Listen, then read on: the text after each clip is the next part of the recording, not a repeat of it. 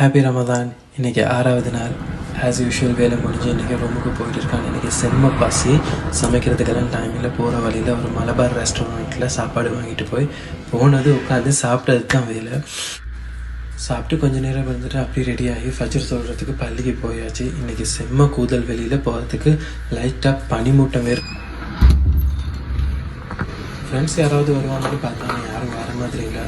அதான் வேறு சொல்ல போகிறாங்க. அதனால நானே தனியாக போயிட்டேன். வரும்போது எப்படியும் ஃப்ரெண்ட்ஸ் கூட தானே சேர்ந்து வரோம்.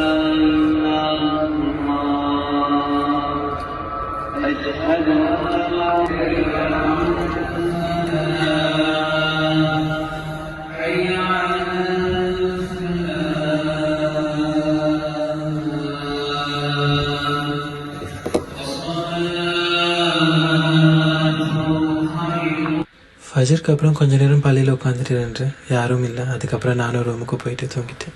அடுத்த வீடியோவில்